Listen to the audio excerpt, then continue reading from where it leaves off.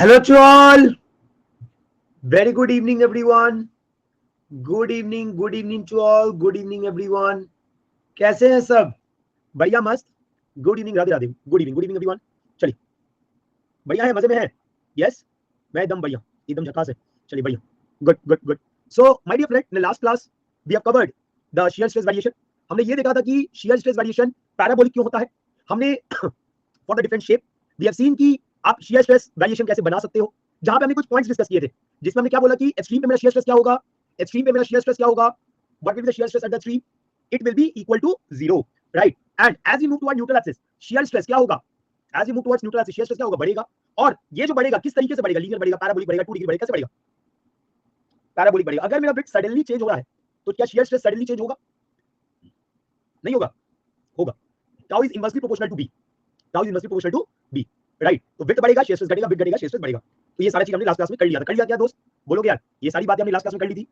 चलिए, आज हम लोग डील करने जा रहे हैं दो टॉपिक शियर स्ट्रेस का बाकी है. एक है शियर फ्लो और दूसरा आपका कंबाइंड बेंडिंग शियर का कॉन्सेप्ट. तो सबसे पहले बात करेंगे shear flow. We denote the shear flow by Q star. We denote the shear flow by Q star. What is shear flow? Shear flow होता क्या है? It is nothing but shear force per unit length. It is nothing but shear force per unit length. उसी को हम क्या बोलते हैं, shear flow. क्या बोलते हैं दोस्त? It is nothing but shear force per unit length. पर यूनिट लेंथ मतलब इसका यूनिट क्या होना चाहिए, मतलब इसका यूनिट क्या होना चाहिए, बोलो यार. Is referred as shear flow. इसका यूनिट क्या होना चाहिए? Yes, newton per metre, kilo newton per metre, यही होगा. चलिए, is referred as shear flow. अब इसका सिग्निफिकेंस क्या है पहले ये समझते हैं. What is the significance of this, पहले ये समझते हैं. मान लीजिए आपके पास, मान लीजिए आपके पास एक रेक्टेंगुलर बार है, या का रेक्टेंगुलर बार है, और इसको आपको कनेक्ट करना है विद अनदर रेक्टेंगुलर बार. समझ रहे बात को? इसको आपको कनेक्ट करना है विद अनदर रेक्टेंगुलर बार. ठीक है, इसको आपको कनेक्ट करना है with another rectangular bar.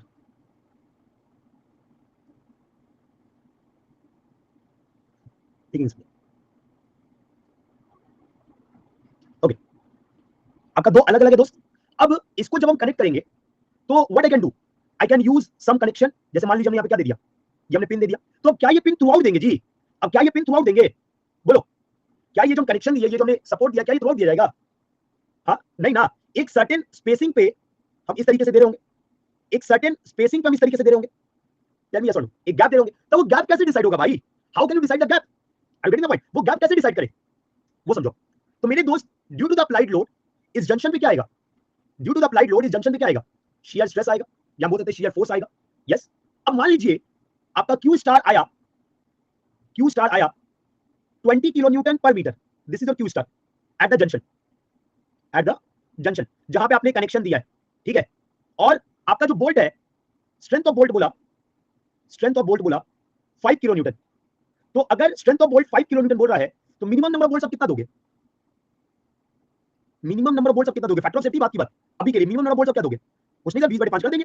Minimum number bolt that too in 1 metre length, in 1 metre length है ना. 1 मीटर में आप कितना बोल्ट प्रोवाइड करोगे, so that is nothing but 20/5, that is 4. ये बात समझ में आ गया. तो क्यू स्टार का क्या मतलब है, क्या एडवांटेज समझ में आया सबको? आपको ये बताएगा कि किसी जंक्शन पे कितना शियर फोर्स लग रहा है ओवर यूनिट लेंथ. तो आप जो कुछ भी कनेक्शन दे रहे हो, तो उस कनेक्शन के कारण आपको कितने गैप पे आपको बोल्ट्स को यूज करना पड़ेगा, वो बता सकते हो. Are you getting my point? जैसे मान लीजिए आपने पहला लगाया 0 पे, मान लीजिए आपने पहला लगाया 0 पे, तो अगला जैसे आपने 4 बोल्ट यूज करना है, तो कितने कितने के गैप पे लगाओगे, 250 mm के गैप पे लगाओगे क्या? You will apply 250 mm gap. Tell me yes और नो. ओवर 1 मीटर बात करें तो 250 mm गैप पे क्या लगाओगे, बोल्ट कनेक्शन करोगे. थ्रू आउट द लेंथ करेंगे तो मेरा कोई काम ही नहीं होगा, मेरा पैसे का वेस्टेज है. Is everyone clear with the concept? Is everyone clear with this concept? Yes, समझ आ गया सबको सारी बातें? चलिए जल्दी नोट करेंगे, जल्दी नोट करेंगे, इस पर डेरिवेशन करेंगे. क्यू स्टार निकालते कैसे सर, लॉन्गिट्यूडनल शियर फोर्स को ही रेजिस्ट करने के लिए एकदम एकदम एकदम लॉन्गिट्यूडनल शियर फोर्स. आप ये देखो ना, बोल्ट किसका दे रहे हो आप, ये अलोंग द लेंथ को देख रहे हो ना. ये आपका लेंथ है ना, दिस इज द लेंथ, ये तो आपका क्रॉस सेक्शन है. तो अलोंग द लेंथ आपका शियर फोर्स कितना लग रहा है, उसी को तो रेजिस्ट करने की बात कर रहे हो. सर ये तो स्टील स्ट्रक्चर्स वाला कांसेप्ट हो गया, ये स्क्रू स्टार कांसेप्ट. वहां पे देखो, मैं वही बात बोल रहा हूं, वहां भी आप यही चीज पढ़ते हो. स्टील में भी आप ये पढ़ते हो, shear force per unit length, वहां पे भी आप निकालते हो. देखो आप मेरे को बात बताओ, क्या स्ट्रक्चर का कांसेप्ट बदल जाएगा जी? क्या तुम स्टील पढ़ो, क्या तुम आरसीसी पढ़ो, क्या तुम सॉन्ग पढ़ो, जो बेसिक स्ट्रक्चर का कांसेप्ट वो बदल जाएगा क्या? नहीं बदलेगा. सॉन्ग और सॉन्ग का एप्लीकेशन स्ट्रक्चर है, स्ट्रक्चर और सॉन्ग का एप्लीकेशन स्टील है. तो ये सब तो इंटरलिंक है. हाँ या ना, सब तो इंटरलिंक है. चलिए नोट हो गया, जल्दी बताएंगे. देयर वाज अ टाइम, मैं स्टील मेरे ख्याल से मैंने पूरे कैरियर में 2 बार पढ़ा है. Still I taught 2 times in my career, offline online में नहीं.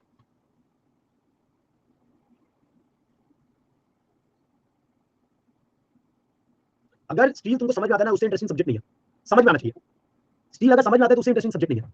सॉन्ग स्ट्रक्चर, ये सारी जितनी स्ट्रक्चर रिलेटेड सब्जेक्ट है ना, अगर आपको समझ में आता है आप खेलोगे, अगर आपको समझ में नहीं आता वो आपके सबके लिखा है कि नहीं। अगर आपको ये सब्जेक्ट समझ में आता है तो आप इसके साथ खेलोगे, लेकिन अगर आपको सब्जेक्ट समझ में नहीं आता है तो वो आपके साथ खेलेगा। तो यही है। चलिए,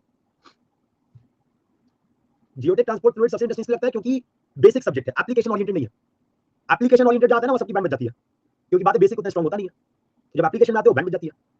ठीक है, हो गया, हो गया सबका। चलिए, now we are going to see equation for shear flow. Equation for shear flow, we notice Q star, right. तो मेरे दोस्त, अगर आपको याद होगा, हमने एक इक्वेशन लिखा था, नेट फोर्स डीएफ बराबर डी सिग्मा इनटू डीए। याद है मेरे दोस्त? भैया डीएफ को ही तो आपने लिखा था ना, tau into B into DX, इसी को आपने लिखा था, लिखा था। सो नाउ डी सिग्मा को हम क्या लिख सकते हैं, DM by I into Y DA लिख सकते हैं। Now what I am going to do, I am going to differentiate with respect to X. So with respect to X DA तो होगा नहीं, ये वाला होगा, तो DM by DX into Y DA divided by I. तो मुझे क्या करना है, इसको इंटीग्रेट करना है। So integral over DA by DX, यही क्या हो जाएगा, यही क्या हो जाएगा, this is Q star. DM by DX क्या होता है, बी होता है, इंटीग्रल वाई डीए, इसी को हमने क्या बोला था, इंटीग्रल वाई डीए, इसी को हमने क्या बोला था, ए वाई बार बोला था, डिवाइडेड बाई आई। मतलब जब हम शियर फ्लो की बात कर रहे हैं तो क्या वो विड्थ पे डिपेंडेंट है क्या? जब हम शियर फ्लो की बात कर रहे हैं तो क्या वो विड्थ पे, आपने जब टाउ निकाला था तो टाउ में आपका फॉर्मूला था B A Y bar by I B, लेकिन जब आप शियर फ्लो निकाल रहे हो तो ये क्या है, B A Y bar by I. Clear है? डायरेक्ट क्वेश्चन पे आ जाए, डायरेक्ट क्वेश्चन पे आ जाए, यस, डायरेक्ट क्वेश्चन पे आ जाए। चलिए जल्दी नोट करिए, डायरेक्ट क्वेश्चन पे आते हैं। Okay sir, GATE 2006 civil engineering 1 mark question, कुछ है नहीं।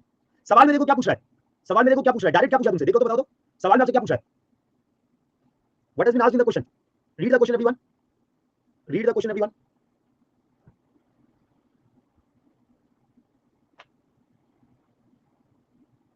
सब लोग क्वेश्चन पढ़ेंगे, सवाल में आपसे क्या पूछा निकालने के लिए, शियर फ्लो ही पूछ रहा है, it is directly asking you shear flow, it is directly asking you shear flow. तो यूनिट्स का ध्यान रखते हुए, फॉर्मूले का ध्यान रखते हुए, अब यहाँ पे आपको सवाल में क्या बोल रहा है कि I section is form by gluing wooden planks, मतलब ये एक प्लैंक होगा, ये एक अलग प्लैंक होगा, ये एक अलग प्लैंक होगा, ये एक अलग प्लैंक होगा, ये एक अलग प्लैंक होगा। हमने क्या किया है, इसको जोड़ने के लिए यहाँ पे क्या किया हमने, अरे क्या हो गया भाई, कहाँ गया वो, जा रहा है सर, व्हाट हैपेंड, एक मिनट रिफ्रेश करते हैं, ठीक है, एक मिनट रिफ्रेश, रहते रहते सेट किया जाता है। तो हमने क्या किया, वुडन प्लैंक, मैं बोलूं हुआ क्या भाई, ले ही नहीं रहा है, तो हमने क्या किया, वुडन प्लैंक को जोड़ने के लिए यहाँ पे क्या लगाया, यहाँ पे क्या लगाया, what we have applied here, बोलो मेरे दोस्त, हमने लगा दिया glue, we have applied the glue at the junction, right. तो glue at any force joint will be subjected to shear force per unit length. आपको क्यू स्टार निकालने बोल रहा है, तो फार्मूला क्या है क्यू स्टार का मेरे दोस्त, V A Y bar by I, right, ये फार्मूला है।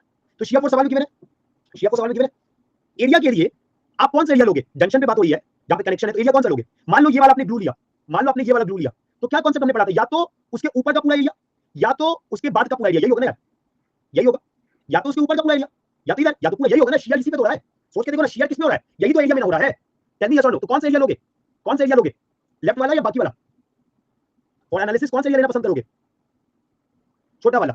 अब एरिया मिल गया तो वाई बार निकाल लोगे, उस एरिया के सेंट्रोइड का दूरी फ्रॉम द न्यूट्रल एक्सिस, उस एरिया के सेंट्रोइड का दूरी फ्रॉम द न्यूट्रल एक्सिस निकल जाएगा। चलिए बताइए वैल्यू क्या है, बताएंगे वैल्यू क्या है, बताएंगे वैल्यू क्या है, देख रहे हो आपके पहले से सब प्रिपेयर किया हुआ है, ऐसा नहीं है कि बस आए और स्टार्ट कर दिए, जहां पे लगता है पीवाईक्यू, तो पीवाईक्यू ऑलरेडी टाइप है मेरे पास, लो लग डाल दो, खत्म, टाइम बचता है ना, क्वेश्चन बनता है, टाइम बचता है। 125 बार है, यूनिट चेक करेंगे बेटा, अच्छा वाई बार बोल रहे हो, ठीक है, आंसर निकालो ना, क्यू स्टार बताओ ना, क्यू स्टार बताओ ना, what is the value of Q star,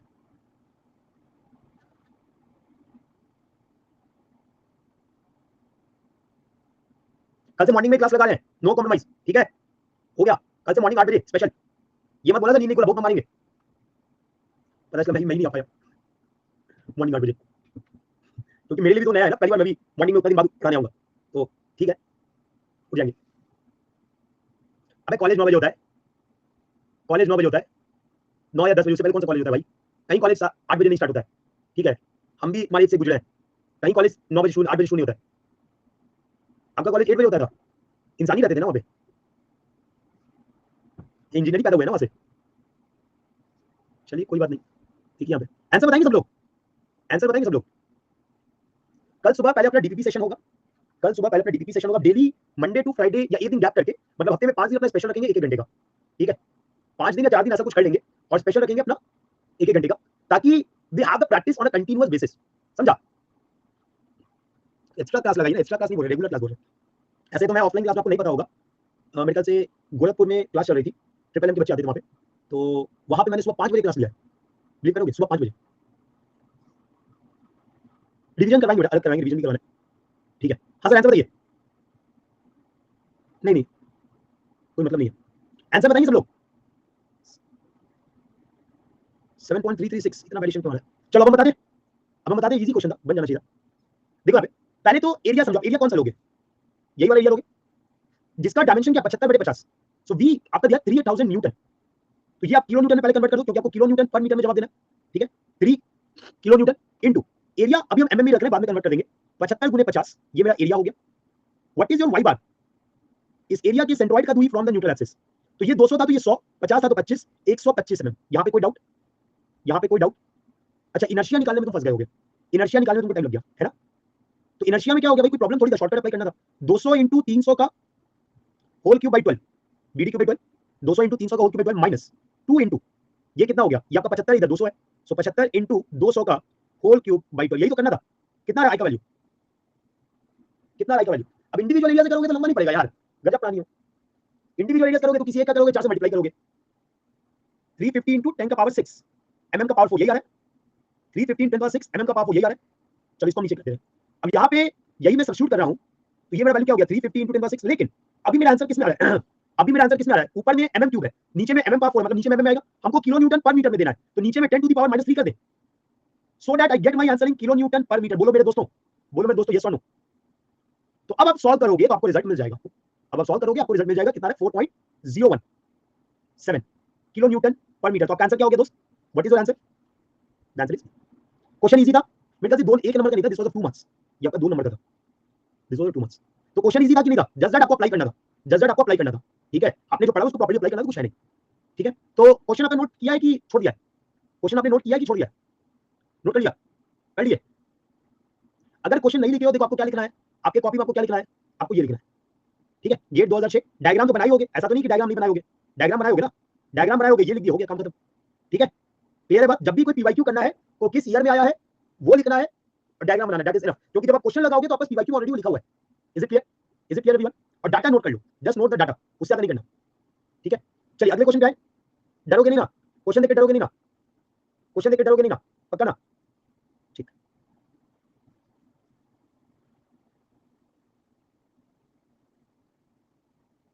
gate 2016 civil engineering 2 marks, फिर देख के डर गया सब, हम नहीं बोले बत्ता को तुम लोग ऐसे ही नहीं बोलते, कुछ है थोड़ी ना भाई, कुछ है थोड़ी ना, अभी जो कॉन्सेप्ट बताए हैं वही है, चेक करके देख लो, अभी जो कॉन्सेप्ट बताए मेरे दोस्त वही है, उससे ज्यादा कुछ नहीं है, उससे ज्यादा कुछ नहीं है। 2019 का 16 का 19 का है, सब गलत लिख दिया सब, पक्का श्योर है ना? देखो सवाल में तुमको इनर्शिया ऑलरेडी गिवन है, यस और नो? 10 का पावर 9 है मेरे दोस्त, 109 नहीं है, 10 का पावर क्या है 9 है।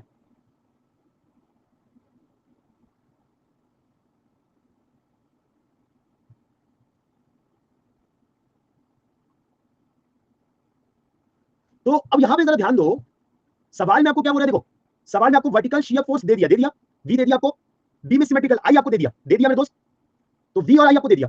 Consider the nails at the point P, ये नेल किसको कनेक्ट करने के लिए है, ये नेल किसको कनेक्ट कर रहा है बताओ, ये जो नेल है ये नेल किसको कनेक्ट कर रहा है, इस वाले को और बाकी पूरे को, इस वाले पार्ट को बाकी सबसे कनेक्ट कर रहा है। बेसिकली अगर हम कनेक्शन देखेंगे तो इस जॉइंट पे हमको कनेक्शन दिख रहा है, अरे बोलो यार, मेरे को इस जॉइंट पे कनेक्शन दिख रहा है ना, मैं पहले बोला डरना ही नहीं है, और बोल दिया कि भाई ये लॉन्गिट्यूडनली 60 mm की दूरी पे है, मतलब एक जो नेल होगा वो 60 mm तक उसका फोर्स विदस्टैंड उसको करना है, यही बात बोलने का मतलब है ना, यही बात बोलने का मतलब है ना। अभी तो बताया लॉन्गिट्यूडनल स्पेसिंग, स्टार्टिंग में देखो यहाँ पे क्या बताए थे कि भैया स्पेसिंग डिसाइड करना है, इसीलिए सारा चीज करवाए थे। तो यहाँ पे देखो क्या बोल रहा है, each of the nail B will be subjected to shear force, हर एक नेल पे कितना शियर फोर्स होगा, तो आपको फ्रॉम द क्यू स्टार आप ये बता सकते हो ना भाई कि पर मीटर कितना शियर फोर्स जा रहा है, बोलो हाँ या ना। तो अगर आपने 60 mm आपको पता है भाई, एक नेल 60 mm लेगा तो बता दोगे कितना शियर फोर्स लेगा, यस और नो? समझ आ गया, समझ आ गया, बोलो क्या, please solve it, please solve it. आपको क्यू स्टार यहाँ पे निकालना है, आपको स्पेसिंग दिया हुआ है, आपको बता देना हर नेल कितना लेगा। 60 में जितना शेयर फोर्स आएगा वो एक नेल लेगा। तो फॉर 1 मीटर आपको पता है कितना शेयर फोर्स लगा है, तो 60 में निकालो कितना शेयर फोर्स लग रहा होगा। प्लीज एवरीवन सॉल्व यार, इजी क्वेश्चन है। खाली वो डायग्राम तुमको डराने के लिए है, डायग्राम का कोई बहुत बड़ा गोल नहीं है, क्वेश्चन देख के डरा नहीं जाता है। आप बनाओ तो आप अपने दिमाग लग जाएगा बेटा। क्यू स्टार निकालो ना पहले, क्यू स्टार निकालो पहले।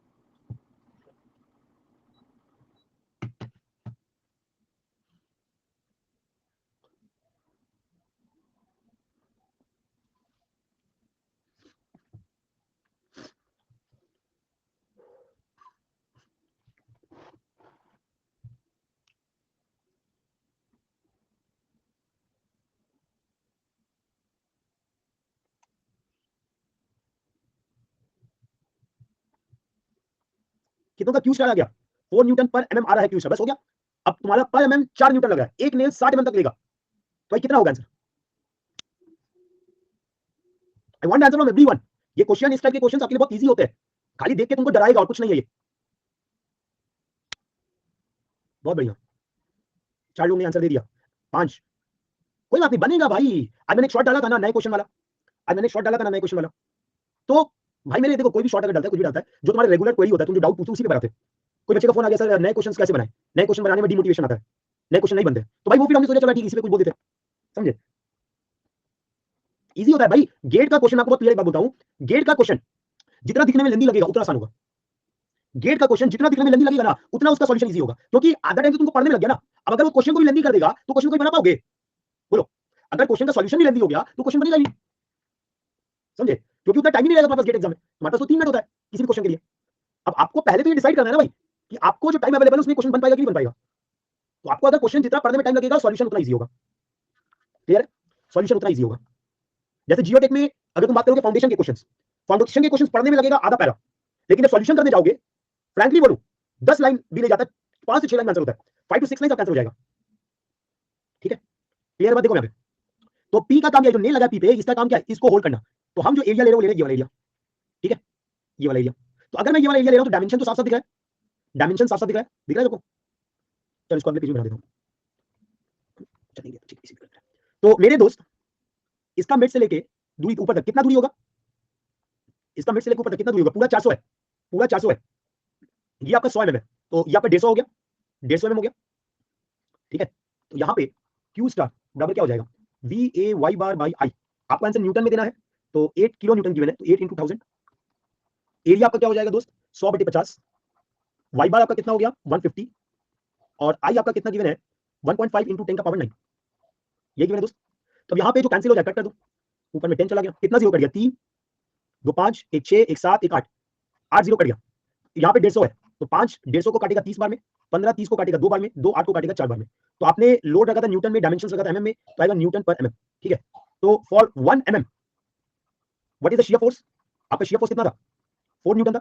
एक बोल्ट 60 mm का लोड, 60 mm का स्पेसिंग पे है, तो 60 mm के लिए कितना शियर फोर्स आएगा? It is nothing but 60 into 4 which is nothing but 240 Newton. कितना टाइम लगा था सवाल बनाने में? बोलो, अगर आपको ये चीज पहले से आता है, अगर आपको ये चीज पहले से पढ़ा हुआ है, तो सवाल पढ़ने में आपको हो सकता है 1.5 से 2 मिनट लगा होगा, लेकिन उसका सॉल्यूशन करने में हार्डली 1 मिनट। समझ में आ गया बात? उसका सॉल्यूशन करने में हार्डली 1 मिनट है ना। तो ऐसा ही होता है गेट में, यही पेशेंस आपका चेक करता है, आपका आईक्यू चेक करता है। पेशेंस क्वेश्चन को पढ़ने का, आईक्यू क्वेश्चन में अपने कॉन्सेप्ट्स को अप्लाई करने का। ठीक है, क्लियर है बात? क्लियर है पॉइंट सबको? बोलोगे? Is it clear to everyone? Good. 2 बढ़िया सवाल किया आप लोगों ने, 2 बढ़िया सवाल शेयर लोग हमने कर लिया। यस, नोट हो गया सबका? सबका नोट हो गया? Everyone noted down? Done, good, done everyone. चलिए अब डिस्कस करेंगे shear flow diagram. shear flow diagram, shear flow diagram देखेंगे सब लोग। shear flow डायग्राम मतलब क्या? क्यू स्टार का डायग्राम है कि नहीं दोस्त? shear flow डायग्राम मतलब क्या हो गया? It is nothing but Q star diagram. समझेंगे यहाँ पे ध्यान से। जैसे मान लीजिए आपको आई सेक्शन के लिए shear flow डायग्राम बताना है, तो अब यहाँ पे समझो हमारा क्यू स्टार का क्या फॉर्मूला था? V A Y bar divided by I, यही था मेरे दोस्त। अब ट्राई टू अंडरस्टैंड, ये मान लीजिए आपका न्यूट्रल एक्सिस है, सबसे पहले आप मूव कर रहे हो अलोंग द विड्थ। मान लीजिए आप ये एक्सट्रीम फाइबर पे पहले देखें, तो at extreme fibre Q star क्या होगा? At extreme fibre, at this extreme fibre what is the value of Q star? यार इतना टाइम नहीं लगना चाहिए। At this extreme fibre what is the value of Q star? At this extreme fibre what is the value of Q star? It is equal to zero, it is equal to zero. Now हम आगे बढ़े, try to understand. मान लीजिए आपका width of flange है और ये दूरी आपका सम एक्स है, तो आप एरिया कौन सा लोगे फॉर फाइंडिंग क्यू स्टार? यही वाला लोगे आप एरिया। और फाइंडिंग क्यू स्टार आप जो एरिया लोगे वो यही वाला लोगे मेरे दोस्त। अब समझोगे सब लोग ध्यान से। अगर मैं सेंट्रोइड का दूरी समझूं तो सेंट्रोइड का दूरी इज वाई बार, राइट? ये रहा मेरा सेंट्रोइड, मान लेते हैं ये रहा मेरा सेंट्रोइड। तो we will get some value, right? And I can clearly see that कि मैं यहां पे क्या लिख रहा हूं, वी एरिया क्या हो जाएगा, B F into H into Y bar divided by I. I is for entire cross section, B is for entire cross section, width of flange is constant, Y bar आपको यहां पे दिख रहा है। अब मेरे को बताओ, जैसे जैसे मैं विड्थ की तरफ बढ़ रहा हूं, क्या मेरा विड्थ ऑफ फ्लैंज चेंज हो रहा है? जैसे जैसे मैं विड्थ की तरफ बढ़ रहा हूं, क्या मेरा विड्थ ऑफ फ्लैंज चेंज हो रहा है? मान लो ये वाला एरिया, क्या मेरा विड्थ ऑफ फ्लैंज चेंज हो रहा है? नो। क्या मेरा वाई बार चेंज होगा? क्या मेरा वाई बार चेंज होगा? नहीं होगा। क्या चेंज होगा दोस्त?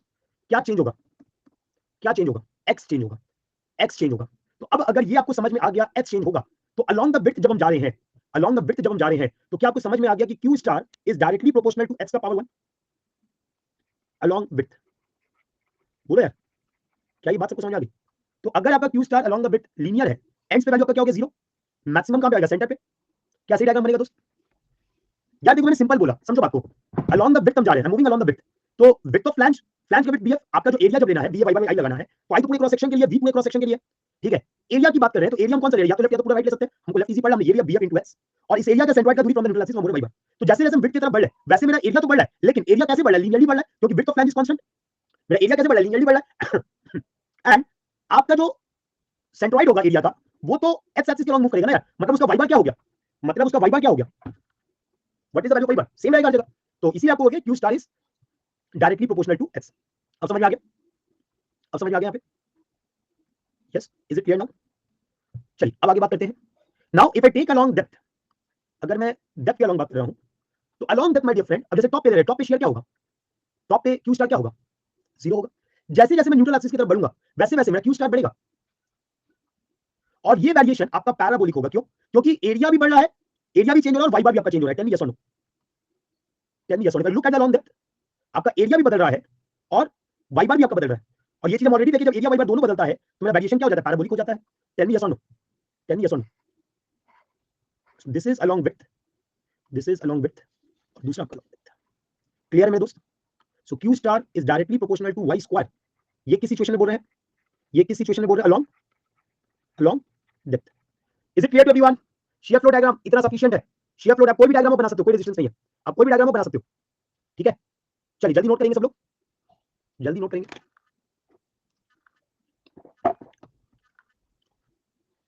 सर ये सब देखने में लगता है कि सब बहुत बड़ा कौन सा 30 मार्क खाने, कुछ 30 मार्क खाने नहीं है, सब बहुत आसान चीज है, समझ लो बात को। कुछ ऐसा नहीं जो तुमसे नहीं बन सकता।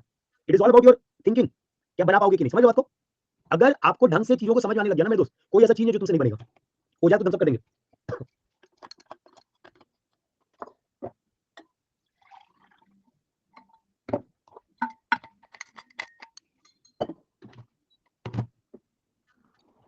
डन, डन, बोलो यार, हो गया?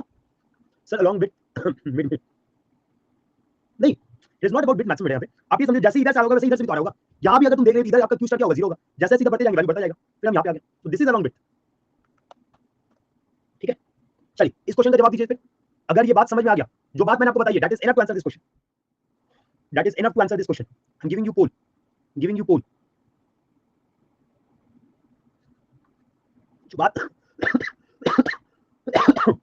जो बात मैंने आपको समझाई है वो सफिशिएंट आपको आंसर करने के लिए।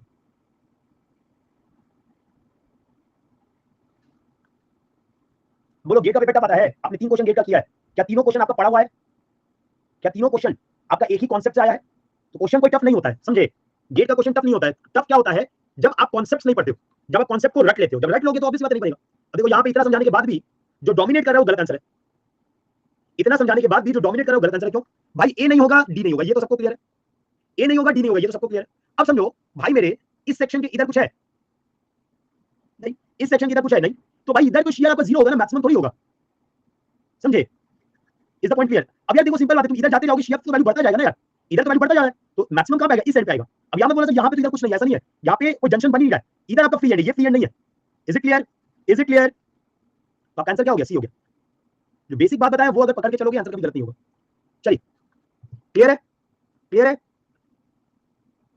गुड। बाजा अपने मस्त वाले कॉन्सेप्ट पे, SFD, BMD, bending, shear combined with more circle. Yes? Nervous, pagala. Bulba boka be. Combined application of SFD, BMD, more circle, bending and shear. यार अब समझ में आ रहा है ना क्यों हम ये लाइन बाय लाइन पढ़ाए हैं? अब समझ में आ रहा है ना क्यों हम एक के बाद एक यही टॉपिक पढ़ाए? बहुत बार क्या होता है, आप लोग देखते हो कि एसएफडी बीएमडी के बाद लोग डिफ्लेक्शन पढ़ा देते हैं। बहुत बार क्या होता है, लोग एसएफडी बीएमडी के बाद डिफ्लेक्शन कराते हैं। ठीक है, बट मेरा मानना है उसका कोई मतलब ही नहीं है, क्योंकि वो एसएफडी बीएमडी का कांसेप्ट सिर्फ यूज होगा उसमें, नो डाउट, लेकिन जो इंटरलिंकिंग करना है वो यही से हो सकता है। चलिए देखना चाहेंगे सब लोग, देखना चाहेंगे सब लोग, देखिए सब लोग, लेट अस से this is a simply supported beam and this simply supported beam, ये रहा मेरा neutral axis. Okay, let us say the cross section is rectangular. Let us say cross section is rectangular, right, of B by D. तो मेरा जो bending stress distribution होगा वो कैसा होगा दोस्त? जो बेंडिंग स्ट्रेस डिस्ट्रीब्यूशन होगा वो कैसा होगा? लीनियर होगा, राइट, जहां पे मैक्सिमम कहां पे होगा? Maximum will at the extremes, right. अगर मैं इसी के लिए शियर डिस्ट्रीब्यूशन बनाऊं तो शियर डिस्ट्रीब्यूशन कैसा होगा? शियर डिस्ट्रीब्यूशन कैसा होगा? It will B parabolic. Okay, अब सर समझना है सबको ध्यान से, इधर आया टाउमस, ठीक है. नाउ ट्राई टू अंडरस्टैंड, ये जो आपका सिग्मा बना, सिग्मा डिस्ट्रीब्यूशन बना ना दोस्त, तो सिग्मा डिस्ट्रीब्यूशन आपका सिग्मा बराबर क्या लिख रहे हो आप? सिग्मा बराबर क्या लिखो? m by i into y, m by i into y, ये लिखोगे ना यार. सिग्मा बराबर m by i into, वहीं से आपका लीनियर डिस्ट्रीब्यूशन आया. This is your tau distribution, this is your tau distribution. और टाउ का फॉर्मूला क्या है आपका? va y bar divided by ib, यही फॉर्मूला है दोस्त, ठीक. टाउ बराबर va y बार बाय ib. अब ये बात समझना, ये जो आप डायग्राम बनाए हो आप एक सेक्शन के लिए बनाए हो ना, ये जो आप डायग्राम बनाए हो आप एक सेक्शन के लिए बनाए हो. दूसरी बात, ये डिस्ट्रीब्यूशन तभी पॉसिबल है जब उस सेक्शन पे बेंडिंग मोमेंट और शियर फोर्स आपको देखने मिले. फॉर एग्जांपल अगर मान लो मैं यहाँ पे लोडिंग देता हूं, please try to understand everyone. मान लो मैं यहाँ पे यूडीएल देता हूं, तो इस यूडीएल के कारण सब लोग जानते हैं कि शियर फोर्स डायग्राम कैसा बनेगा. इस यूडीएल के कारण सब लोग जानते हैं कि शियर फोर्स डायग्राम कैसा बनेगा. बोलो क्या? ऐसा ही कुछ बनेगा, ये प्लस ये माइनस, ठीक है. और आपका सेंटर पे शियर फोर्स क्या होगा? At the centre shear force is equal to 0, ठीक है. और यही अगर मैं बेंडिंग मोमेंट डायग्राम बनाऊं तो मेरा बेंडिंग मोमेंट डायग्राम कैसा बनेगा? इट विल बी पैराबोलिक, ऐसे ही बनेगा ना दोस्त.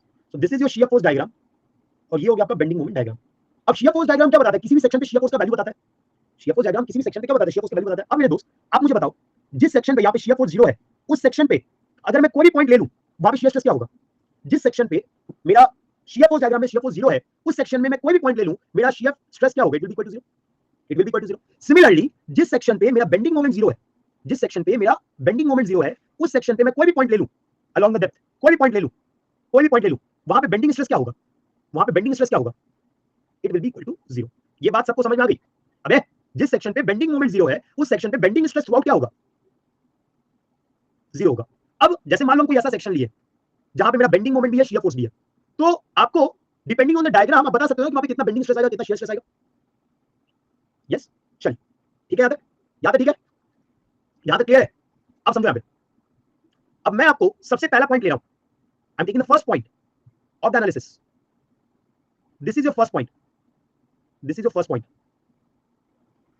एसएफडी में मिडिल में 0 है, बट टाउ डिस्ट्रीब्यूशन में, अरे मेरे मालिक, ये टाउ डिस्ट्रीब्यूशन जनरल डिस्ट्रीब्यूशन है. ये टाउ डिस्ट्रीब्यूशन तभी एग्जिस्ट करेगा जब उस सेक्शन पे शियर फोर्स होगा, हाँ या ना?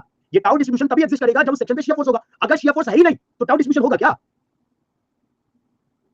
तो ये जो आप बनाए हो डिस्ट्रीब्यूशन, ये तभी बनाए हो जब वहां पे शियर फोर्स और बेंडिंग मोमेंट है. अगर शियर फोर्स नहीं है, टाउ उस सेक्शन पे 0 होगा हर पॉइंट पे. ऑब्वियस सी बात है ना, वो तो ऑब्वियस सी बात है. आपका शियर फोर्स बेंडिंग मोमेंट तो लोडिंग पे डिपेंड करेगा ना भाई, किस सेक्शन पे क्या रहेगा. यहां तक कोई डाउट है एनीवन? क्योंकि हम अगला पॉइंट लेने वाला, अगर यहां डाउट है तो आगे समझ नहीं आएगा. अब अगला पॉइंट बताने जा रहे हैं. अब देखो यहाँ पे, तो आपने बोला ये पहला पॉइंट लो और इस पहले पॉइंट के लिए स्ट्रक्चरल एलिमेंट बनाओ. स्ट्रक्चरल एलिमेंट क्या होता है? सिग्मा सिग्मा वाई टाउ, तो यही तो दिखाना होता है. स्ट्रक्चरल एलिमेंट क्या होता है? सिग्मा सिग्मा वाई टाउ, तो यही तो दिखाना होता है, हाँ या ना? तो अब मुझे बताओ, इस पहले वाले पॉइंट पे नॉर्मल स्ट्रेस आएगा कि नहीं आएगा? अगर आपने मेरी बातों को ढंग से सुना है तो आप मुझे बताइए, पहले वाले पॉइंट पे बेंडिंग के कारण नॉर्मल स्ट्रेस आएगा कि नहीं आएगा? क्यों नहीं आएगा? क्यों नहीं आएगा? क्यों नहीं आएगा? यस, बेंडिंग मोमेंट जीरो है। तो जब बेंडिंग मोमेंट हम कहीं भी लेते, यहां लेते, यहां लेते, यहां लेते, यहां लेते, कहीं ले लेते, मेरा बेंडिंग स्ट्रेस क्या था? मेरा बेंडिंग स्ट्रेस क्या था? जीरो था। बुझ गए? बुझ गए कि नहीं बुझ गए? हाँ सर। अब पहले पॉइंट बताइए, शियर स्ट्रेस आएगा कि नहीं आएगा? अब पहले पॉइंट बताइए, शियर स्ट्रेस आएगा कि नहीं आएगा? आएगा। सबसे पहले क्या चेक किए? सबसे पहले क्या चेक किए उस पॉइंट पे शियर स्ट्रेस बताने के लिए? शियर फोर्स, कि शियर फोर्स है या नहीं। एक बार आपने शियर फोर्स देखा, हाँ भाई शियर फोर्स है। अब आपने शियर स्ट्रेस देखा, अरे मैक्सिमम है, मतलब वहां पे शियर स्ट्रेस आएगा। बुझ गए ना? कि तो ये आपका पहला एलिमेंट बनाया हमने, इस पे क्या आएगा? इस पे सिर्फ और सिर्फ शियर आएगा। इस पे सिर्फ और सिर्फ क्या आएगा? शियर आएगा। तो यहाँ पे डायरेक्शन इंपॉर्टेंट नहीं है, यहाँ पे बस आपको बैलेंस स्ट्रक्चर दिखाना है, समझे? इसको हम क्या बोलते हैं? टाउ। ये टाउ आप निकाल सकते हो, ये टाउ आप निकाल सकते हो। टेल मी यस और नो। यस। अब फॉर स्ट्रक्चर एलिमेंट 1 क्या आप मोर सर्किल बना सकते हो? फॉर स्ट्रक्चर एलिमेंट 1 क्या आप मोर सर्किल बना सकते हो? टेल मी यस और नो। कैसा बनेगा मोर सर्किल? कैसा बनेगा मोर सर्किल? सेंटर से क्या? सेंटर से क्या? ऑरिजिन। सेंटर होगा ऑरिजिन पे, दैट इज 0,0। मजा आया? आपको सवाल में दे देगा एक पॉइंट, अब बोलेगा इसका मोर सर्किल बनाओ। आपको दे दिया एक पॉइंट, बोला मोर सर्किल बनाओ। अब जो रेक्टूस होता है बना पाएगा? जो रेक्टल त्रिज्या पे बिलीव करता है, क्या वो बना पाएगा? नहीं बना पाएगा। फुद्दू हो जाएगा उसका, उसका फुद्दू हो जाएगा, नहीं बना पाएगा वो। चलिए ये बताइए भैया, आप मोर सर्किल पॉइंट के लिए बनाते हो? बताइए यहाँ पे क्या होगा? Look at the second element, बताइए क्या होगा?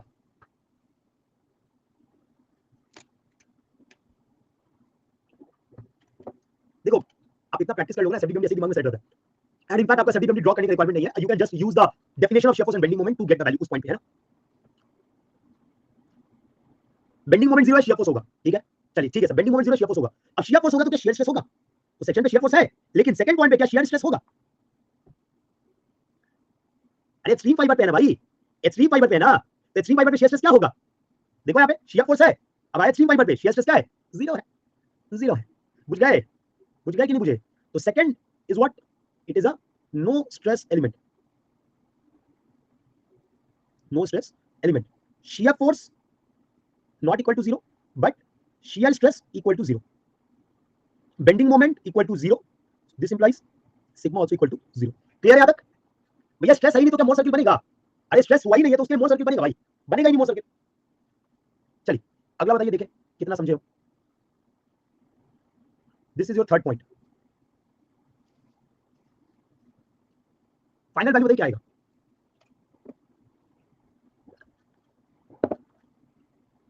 सर ये सब चीज इतना इजी नहीं है जितना तुम बता पा रहे हो, एग्री करोगे?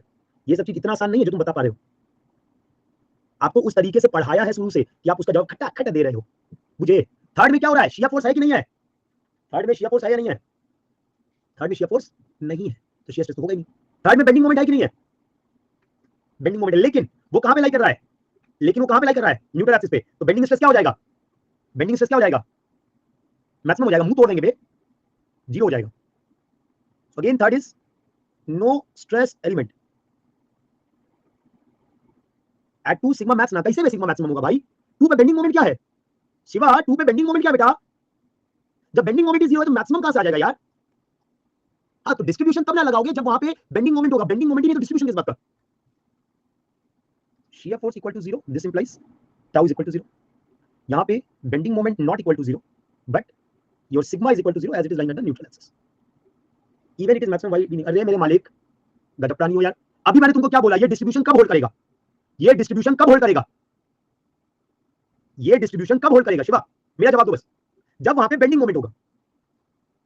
जब अगर बेंडिंग मोमेंट ही नहीं है तो डिस्ट्रीब्यूशन आप आएगा? सोच के देखो, आपका बेंडिंग मोमेंट वहां पे जीरो है, at this section bending moment is equal to zero, तो sigma throughout the section क्या रहेगा शिवा? अगर मेरे सेक्शन पे बेंडिंग मोमेंट ही जीरो है तो स्पुट m is equal to zero, sigma हर पॉइंट पे जीरो होगा। अब कितना भी ऊपर नीचे चल जाओ। समझ में आ गया? समझ में आ गया शिवा? बोलिए बेटा, बोल भाई। Sir bending moment exist and distribution भैया, बेंडिंग मोमेंट एग्जिस्ट कर रहा है। मान लो जैसे इस वाले केस में, थर्ड वाले केस में बेंडिंग मोमेंट एग्जिस्ट कर रहा है कि नहीं कर रहा है? बेंडिंग मोमेंट एग्जिस्ट कर रहा है कि नहीं कर रहा है? कर रहा है। लेकिन अभी थर्ड पॉइंट कहां है? न्यूट्रल एक्सिस पे है। तो although bending moment is there, y क्या हो गया?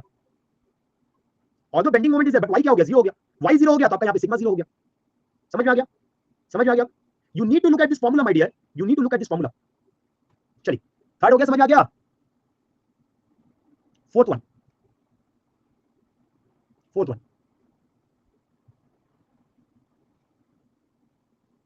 पॉसिबल क्या, तुम्हें स्ट्रेस बताना है भाई, पॉसिबिलिटी क्या होता है, पॉसिबिलिटी क्या होता है?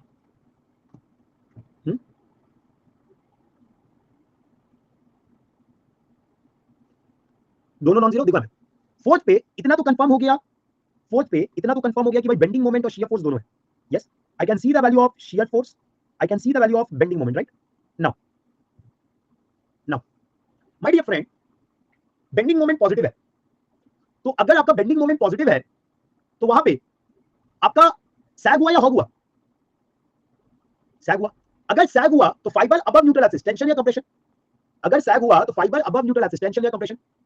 Yes, it is compression, it is compression, right? तो ये हो गया आपका सिग्मा।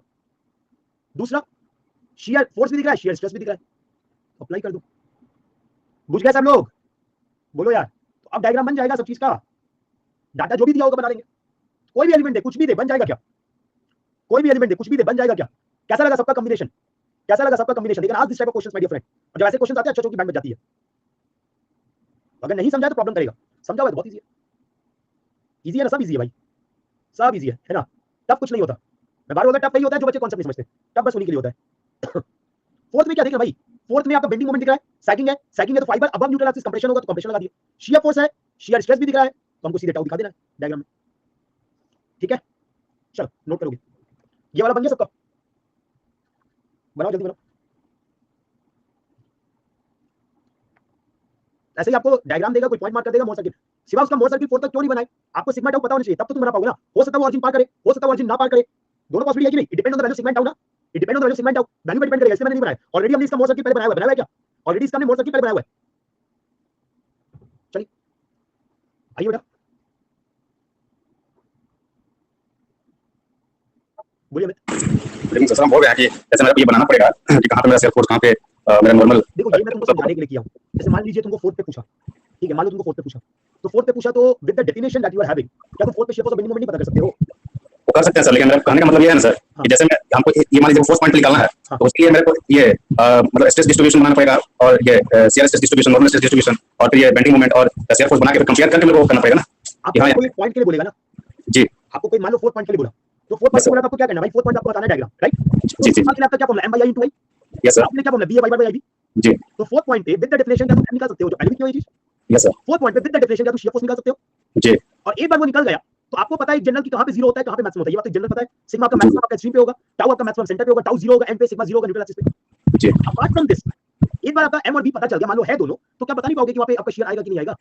हाँ ये बता सकते हैं सर। तो मैंने डायग्राम थोड़ी बनाई, तो तुमको समझाने के लिए बनती है, जी ठीक है? आप जब वहां पे क्वेश्चन बनाओगे तो आपको वहां पे फोर्थ मानो को सिग्मा बताना, टाउ बताना, आप क्या करोगे? आप m निकालोगे, आपको सेक्शन पे क्या निकालोगे, m और b निकालोगे पहले, ठीक है? m और b मिल गया तो आगे बता दो, किसमें प्रॉब्लम क्या, जी ठीक है? चलिए ये वाला हो गया सबका। Is this done by everyone? Is this done by everyone? Yes. चलिए ये बनाएंगे जल्दी से, एक लास्ट टॉपिक करना है आई सेक्शन का डिजाइन, एक लास्ट टॉपिक करेंगे design of I section, and that will and shear chapter, that will end your shear chapter. मैंने कल क्या बोला था, 1.5 घंटा बोला था कि नहीं बोला था? कल मैंने 1.5 घंटा बोला था कि नहीं बोला था? नहीं 1.5 घंटा बोला था आधे घंटे का डिफ्लेक्शन चलेगा।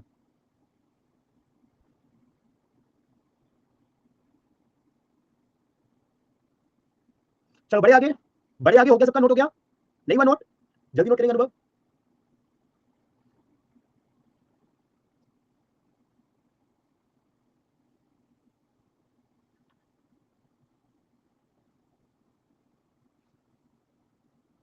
Done. So keep reading, design of I section. आप अक्सर जो बीम का क्रॉस सेक्शन देखते हो, क्या वो आई सेक्शन होता है? आप अक्सर जो बीम का सेक्शन देखते हो, क्या वो आई सेक्शन होता है? यस। क्यों? हम रेक्टेंगुलर क्यों नहीं रखते, हम सर्कुलर क्यों नहीं रखते, हम उसको आई सेक्शन ही क्यों देते हैं? हम उसको आई सेक्शन ही क्यों देते हैं, बताओ? Why we give I section only, क्या रीजन है? मैंने आपको एक बात बोला था, आपको याद होगा जब मैंने बेंडिंग पढ़ा रहे थे हम, कि जितना मटेरियल न्यूट्रल एक्सिस से दूर होगा उतना स्ट्रेंथ ज्यादा होगा या कम होगा? उतना स्ट्रेंथ ज्यादा होगा। अब अगर हम मान ले आपके पास रेक्टेंगुलर है, स्क्वायर है, सर्कुलर है, ट्रायंगुलर है, और फिर आपका आता है आई सेक्शन, फिर आपका आता है आई सेक्शन, ठीक है? फिर आपका आता है आई सेक्शन। तो मेरे दोस्त, compare to all the cross section, अगर मैं बोलूं कि हर क्रॉस सेक्शन का एरिया सेम है, so with the same area आपका आई का सेक्शन मॉडुलस क्या मिलेगा? अगर मैं बोलूं हर क्रॉस सेक्शन का क्रॉस सेक्शनल एरिया सेम है, तो अगर हर एक का क्रॉस सेक्शनल एरिया सेम है तो मेरे दोस्त for the same cross sectional area आपको क्या मिलेगा, आई सेक्शन का सेक्शन मॉडुलस सबसे ज्यादा मिलता है। और यही रीजन है कि we use this in the design. भैया आपका मटेरियल तो उतना ही लग रहा है, लेकिन मटेरियल उतना ही लग रहा है, लेकिन स्ट्रेंथ क्या हो रहा है, स्ट्रेंथ क्या हो रहा है, ज्यादा मिल रहा है। यही रीजन है हम आई सेक्शन यूज करते हैं। समझ में आ गया? यहां पे क्या लिख रहे हैं, compare to all other cross sections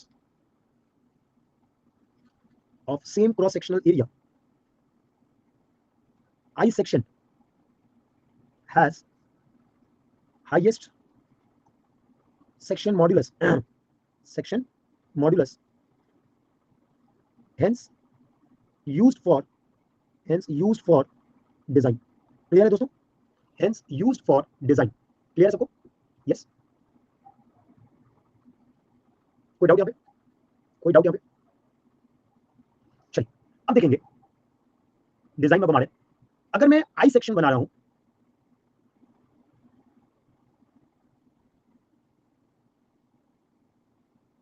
ये आपका आई सेक्शन है, तो मेरे दोस्त हम आई सेक्शन के लिए क्या बेंडिंग डिस्ट्रीब्यूशन और शियर डिस्ट्रीब्यूशन बना सकते हैं? क्या हम आई सेक्शन के लिए बेंडिंग और शियर डिस्ट्रीब्यूशन बना सकते हैं? यस, बोलोगे? तो अगर हम यहां पे बेंडिंग डिस्ट्रीब्यूशन बनाए तो हमको क्या दिखेगा? हमको दिखेगा इस तरीके का diagram, this is bending distribution, this is your bending distribution, sigma distribution. और यही अगर मैं टाउ डिस्ट्रीब्यूशन बनाऊं, this is your tau distribution, right? This is your tau distribution, आपका सिग्मा डिस्ट्रीब्यूशन, और ये वाला पार्ट क्या हो गया आपका टाउ डिस्ट्रीब्यूशन। यहां तक किसी को कोई डाउट है? यहां तक किसी को डाउट है? अब देखो यहां पे, अगर आप इस पार्ट को थोड़ा ध्यान से एनालाइज करो, ये वाला पार्ट जो बेंडिंग का पार्ट है, बेंडिंग स्ट्रेस का पार्ट है, ये कौन ले रहा है? ये जो बेंडिंग स्ट्रेस का पार्ट है कौन ले रहा है? फ्लैंज ले रहा है। ये कौन ले रहा है? ये फ्लैंज ले रहा है। ले रहा है क्या? It is taken by flange. और ये जो पार्ट है शियर का, ये कौन ले रहा है? ये कौन ले रहा है? वेब ले रहा है। तो क्या समझ में आ रहा है कि हम ये बोल सकते हैं कि 70 से 80% जो बेंडिंग स्ट्रेस है वो फ्लैंज लेगा, और 70 से 80% जो शियर स्ट्रेस है वो वेब लेगा। हाँ या ना? तो अगर मुझे फ्लैंज को डिजाइन करना है, मैं किसके लिए डिजाइन करूंगा? अगर मुझे फ्लैंज को डिजाइन करना है, मैं किसके लिए डिजाइन करूंगा? Design for bending, design for bending. और अगर मुझे वेब को डिजाइन करना है तो मैं किसके लिए डिजाइन करूंगा? For shear. बात समझ में आ गया? अरे बात समझ में आ गया? यस। देखिए क्या प्रॉब्लम है, in an I section 70 to 80% of the bending stress is resisted by flange, and 70 to 80% of shear stress is resisted by web. Hence flange is designed for bending strength,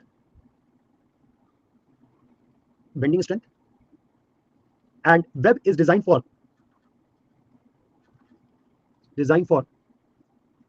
shear strength. भैया किसी को कोई doubt है? भैया किसी को कोई doubt है? नहीं? पक्का श्योर? चलो भैया, मजा आया शेयर चैप्टर में? मजा आया शेयर चैप्टर में? ठीक है, तो अब आपका बेंडिंग और शेयर पूरा कंप्लीट हो गया। P/Q आप बेंडिंग और शेयर का लगा सकते हो। ठीक है, we have completed the bending and shear, now you can solve the P/Q on both. ठीक है,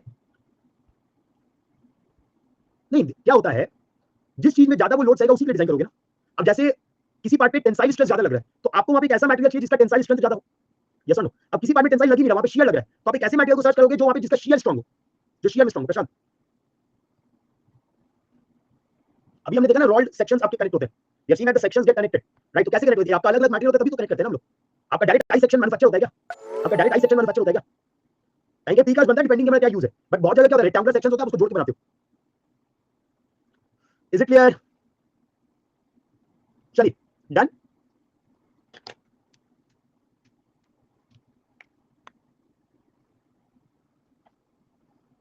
डन एवरीवन?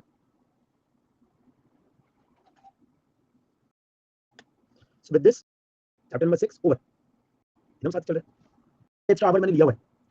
अगर मैं पुराने 6 सामने क्वेश्चन सब लगा डिजाइन थ्योरी हम से पढ़ाते हैं तो 5 घंटा 4 आवर 39 आवर्स इस लेक्चर है क्या? मैं आज के बाद आपको 19 याद है, इस मंथ में 1 या 2 लेक्चर, 20 लेक्चर हो गए। मैंने एक ही बात बोली है, शुरू से स्टार्ट करो, टाइम पे खत्म करो। आपका भी समय कीमती है, मेरा हम समय से चलते हैं, that's what I always believe. Give the heading, inform कर दीजिए ग्रुप पे, स्लोप डिफ्लेक्शन शुरू हो रहा है आज, slope and deflection. Chapter number 7। Let ठीक है, इस बीम का ये आपका न्यूट्रल एक्सिस, आपने लेट अस से यू अप्लाई सम लोड, तो due to this application of load my dear friend, ये बीम क्या करेगा, ये बीम क्या करेगा, बेंड करेगा, the beam is going to bend. अब जब ये बेंड करेगा तो कुछ इसी तरीके का इसका डिफ्लेक्टेड शेप होगा मेरे दोस्त, जब ये बेंड करेगा कुछ इसी तरीके का इसका डिफ्लेक्टेड शेप होगा, राइट। अब देखिए यहाँ पे, अब समझेंगे यहाँ पे सब लोग ध्यान से। So this is the deflected shape, ठीक है। तो हम स्लोप किसको देख रहे हैं, देखो यहाँ पे हमने न्यूट्रल एक्सिस को पकड़ा, न्यूट्रल एक्सिस से एक हॉरिजॉन्टल खींचा, और न्यूट्रल एक्सिस पे जो डिफ्लेक्टेड शेप, मान लो फ्री एंड पे, इस फ्री एंड पे निकालना चाह रहे हैं, मान लो ये ए था ये बी था, तो फ्री एंड पे निकालना चाहते हैं, तो हम स्लोप कैसे निकालेंगे, एक हॉरिजॉन्टल लाइन खींचे, एक इंक्लाइन जो टैंजेंट खींचे उस पॉइंट पे, तो टैंजेंट का angle with respect to horizontal यही क्या बता देगा, टैंजेंट का angle with respect to the horizontal यही क्या बता देगा, स्लोप बता देगा। और डिफ्लेक्शन कैसे बताएंगे मेरे दोस्त, न्यूट्रल एक्सिस का इनिशियल पोजीशन टू वहां से न्यूट्रल एक्सिस का फाइनल पोजीशन, यही क्या बता देगा, डिफ्लेक्शन बता देगा। तो ये तो मैंने आपको 2D डायग्राम में बताया, क्या 2D डायग्राम में बैठ के बनाओगे जी, अब क्या 2D डायग्राम में बैठ के बनाओगे, नहीं, ये हो गया डिफ्लेक्शन, ये हो गया स्लोप। तो आपको क्या बनाना है, आपको तो 1D डायग्राम में बनाना है, what you have to do, you have to drawing the 1D diagram. तो आप क्या करते हो, जो सेंट्रल एक्सिस होता है उसको ले लेते हो, you getting my point, you take the central axis as the neutral axis, आपने इसके लिए बनाया, are you getting my point, आप 1D डायग्राम बनाते हो, आप यहां पे लोड दिखा देते हो, लोड ऑफ पी, ये मत बोला सर ये तो टच हुआ ही नहीं है, लो यार टच कर देते, तुम्हारा मन पता नहीं कब विचलित हो जाए, क्या क्या तुम सवाल पूछने लग जाओ, है ना। तो अब अगर मैं यहाँ पे इसका डिफ्लेक्टेड शेप बनाऊं, तो दिस इज वन डायमेंशनल, लेकिन सबको समझ में आना चाहिए कि वन डायमेंशनल तो है नो डाउट, लेकिन ये आया कैसे, ये तो सबको क्लियर हो गया दोस्त, बोलो क्या। सो डिफ्लेक्शन भी स्लोप भी हम 2D में भी आपको समझा दिए और वन डायमेंशनल में भी आपको समझा दिया, क्लियर सबको, क्लियर सबको, यस। ना आप जब ये लोड लगा रहे हो तो it is going to bend in the form of, it is going to bend in the form of, bend हो रहा है कि नहीं हो रहा है भैया, बेंड हो रहा है, आप लोड लगा रहे हो क्या हो रहा है, बेंड हो रहा है, तो जब बेंड हो रहा है तो बेंड का शेप क्या है, what is the shape of the bend, hogging हो रही है, it is going to bend in the form of circular arc, bending में हमने क्या सीखा, यही तो सीखा ना, जब वो बेंड होगा it is going to bend in the form of circular arc, circular arc, ठीक है, शेप क्या है, सर्कुलर आर्क, इसी को हम बोल रहे हैं elastic curve, why I am saying this as elastic curve, मेरा लोड प्रोपोर्शनैलिटी लिमिट के अंदर है, मेरा लोड प्रोपोर्शनैलिटी लिमिट के अंदर है, तो अगर मेरा लोड प्रोपोर्शनैलिटी लिमिट के अंदर है, अगर मैं लोड को रिमूव करूंगा तो ये जो बेंड शेप है क्या ये रिकवर कर जाएगा,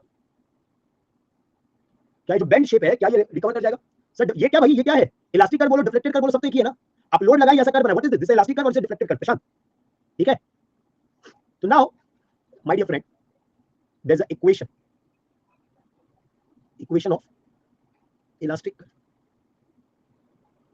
इक्वेशन ऑफ इलास्टिक कर्व क्या बोलता है ये, 1 by r, what is this r, what is this r, what is this r, radius of curvature, वो यहां नहीं आएगा बेटा, पॉइंट ऑफ इंफ्लेक्शन आपको इसमें नहीं दिखेगा, जब हम पढ़ेंगे क्या, when we will study structure, structure में आपका पॉइंट ऑफ इंफ्लेक्शन आएगा, ये तो सिंपल सिंपल, इसमें थोड़ी ना पॉइंट ऑफ इंफ्लेक्शन आने वाला, ठीक है। This is a radius of curvature, 1 by r क्या हो गया, 1 by r क्या हो गया, what is 1 by r, curvature, तो स्ट्रेट लाइन का कर्वेचर कितना होता है, स्ट्रेट लाइन का कर्वेचर कितना होता है, what is the curvature for straight line, 0, why, because its radius of curvature is, because its radius of curvature is infinity, because its radius of curvature is infinity, clear what, so 1 by r is equal to, just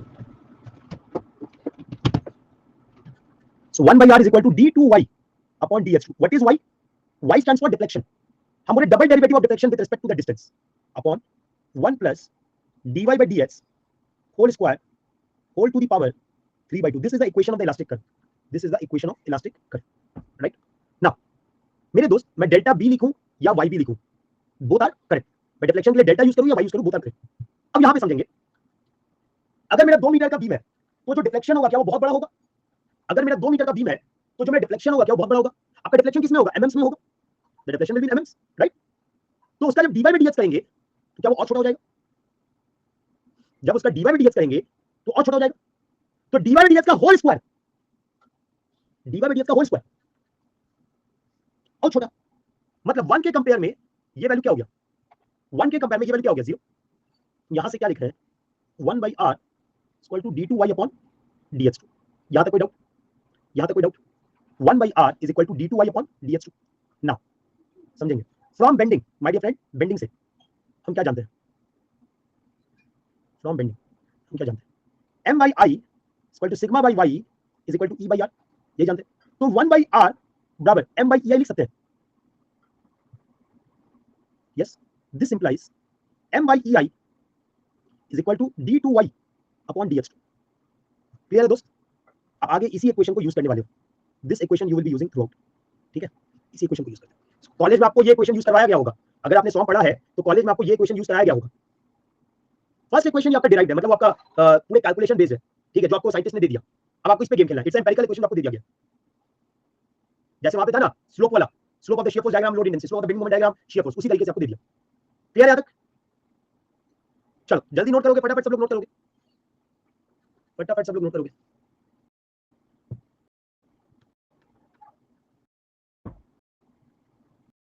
done. हमने किसको बोला? Y हमने किसको बोला? Deflection. dy bye dx क्या हो गया? dy bye dx क्या हो गया? स्लोप हो गया। dy बाय dx क्या हो गया? स्लोप हो गया, right? Now d2y upon dx2, अगर मैं इसको ei से मल्टीप्लाई कर दूं, ये मेरे को क्या देगा? d2y अपॉन dx2, अगर मैं इसको ei से मल्टीप्लाई कर दूं, क्या देगा? That is nothing but bending moment. Yes और नो? अरे बोलो भाई, d2y अपॉन dx2 को अगर मैं ei से मल्टीप्लाई कर दूं तो आपको क्या देगा? बेंडिंग मोमेंट देगा। नेक्स्ट, इसका एक और डेरिवेटिव निकालते हैं। अब ये क्या देगा? अब ये क्या देगा? अब ये क्या देगा? जल्दी बताओ। इसको हम फर्दर डिराइव किए, क्या देगा ये? Shear force, to give you shear force, ठीक है? फिर से डेरिवेशन किए। हाँ भाई, अब क्या देगा? It will give you load intensity. Magnitude wise क्या दे रहा है आपको? लोड इंटेंसिटी दे रहा है। अब आपके सवाल में मान लो बोला कि ei d4 by dx4 इस रीजन में इतना है, मतलब आपको क्या दे दिया? आपको लोड इंटेंसिटी दे दिया। तो उस तरीके से भी आपको सवाल घुमा सकता है। चलिए नोट करेंगे, फटाफट नोट करेंगे सब लोग। dq by dx3 क्लियर है बच्चा लोग? बोलोगे भाई? चलिए, so tomorrow will proceed further. Morning में आपकी क्लास है, अगर नहीं आए, नहीं